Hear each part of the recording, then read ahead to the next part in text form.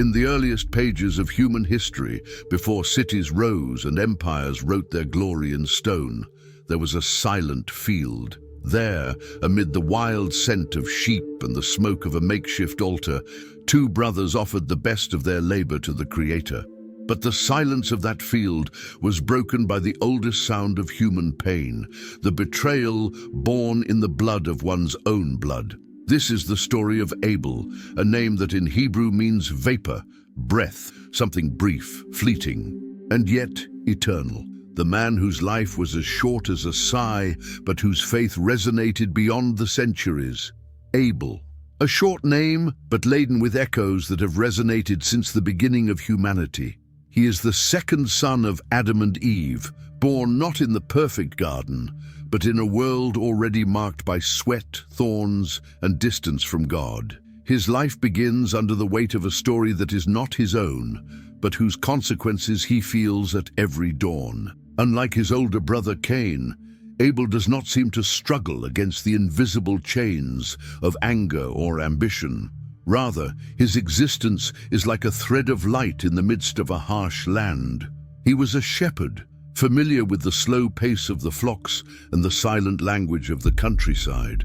His work, humble in the eyes of many, intimately connected him with care, patience, and dependence on the divine for provision.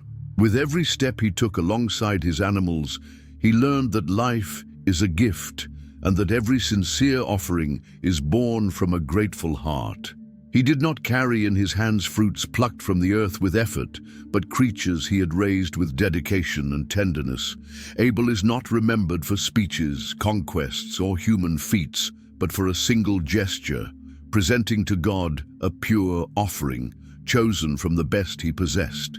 He did not seek to impress men, but to honor the Creator.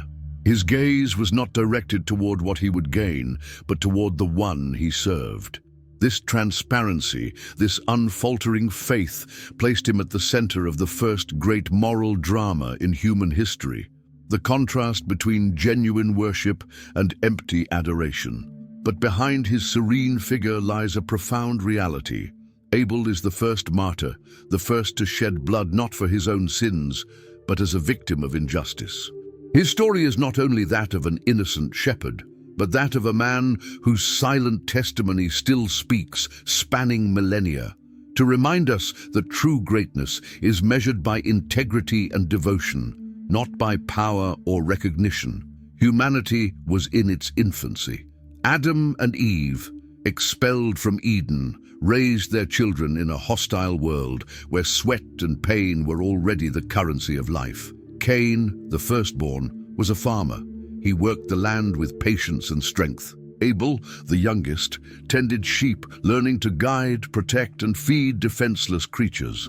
Both knew the weight of distance from God.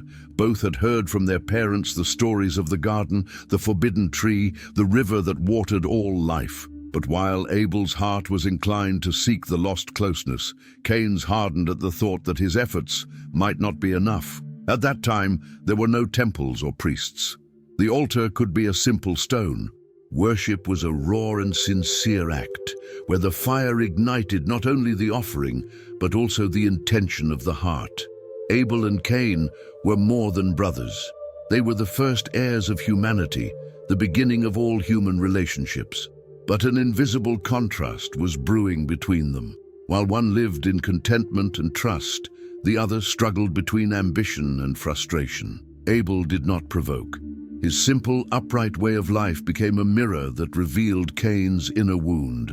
In his relationship with God, Abel showed himself to be a trusting son, offering without hesitation, giving without measure. And in his relationship with his parents, he was a source of silent pride, a relief amid the grief of losing Eden. But in Cain's heart, that same Abel stirred a rage beyond words, the rage of seeing that God's acceptance is not bought with the weight of sweat, but with the purity of faith. Abel appears in the opening pages of the Bible as a shepherd, a humble, silent, and deeply connected profession with the land and the life it sustains. His contribution is not measured in military conquests, the building of cities, or long speeches, but in a simple act, yet one steeped in eternity, offering God the best of what he had. While others gave what was left over, Abel separated the first, the purest, the most perfect of his flock. It was not just an animal, it was a piece of his hope, a symbol of his faith, an early echo of the lamb who would be offered centuries later. On that primitive altar, without temple or priests, Abel established the principle that worship is not based on convenience, but on true sacrifice. His offering was accepted not because it was more showy or more costly in human eyes, but because it was given from a heart aligned with God. This gesture inaugurated a spiritual line, that of those who live not according to the gaze of men, but under the approval of the Creator. His second contribution is the justice he embodied. Abel does not appear uttering grand phrases in the biblical text. In fact, not a single word of his is recorded before his death, and yet his entire life became a message. Jesus himself would call him righteous Abel, and the author of Hebrews would declare that even in death he speaks. This silent justice is a challenge for every generation, to live in such a way that even absence speaks, that even shed blood becomes a testimony. Ultimately, Abel becomes history's first martyr. His death was not the result of an accident or blind fate, but of the hatred that light provokes in darkness. Cain's envy was the spark, but the true motive was the incompatibility between the truth Abel represented and the rebellion his brother embraced. Thus his blood shed in the field cries out from the earth, and that cry runs through history until it reaches Golgotha, where another, more precious blood would speak better than Abel's. In Abel, three invisible crowns are united: that of the worshipper who offers the best, that of the righteous who lives in integrity, and that of the martyr who dies for his fidelity. His contribution, although wrapped in biblical brevity, is immense. It reminds us that true greatness is not measured by the length of one's life, but by the depth of one's dedication. Abel was a man of simple yet profound faith. One sees no arrogance in him, only a silent dedication. He was sensitive to the value of the best. He did not keep for himself what was of greatest quality, but gave it first.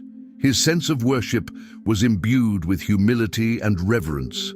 He was an observer of nature, a man of the countryside who saw in the cycle of life a reflection of the Creator. His patience with the sheep was the same patience he showed in his dealings with life. We could say that his lifestyle was countercultural even in those early days. While many seek their own glory, Abel sought to please God. Abel soon disappears from the pages, but his echo permeates the entire Bible. He's a painful and beautiful reminder that true faith can make the world uncomfortable, and that sometimes justice comes at a high price. His name, Breath, teaches us that life is fragile, and that precisely for this reason, it must be lived with truth and dedication. If this story has touched you, subscribe to the channel to continue exploring lives that, though brief, left eternal marks. And tell us in the comments, what are you offering to God today? Is it the best you have, or what's left over?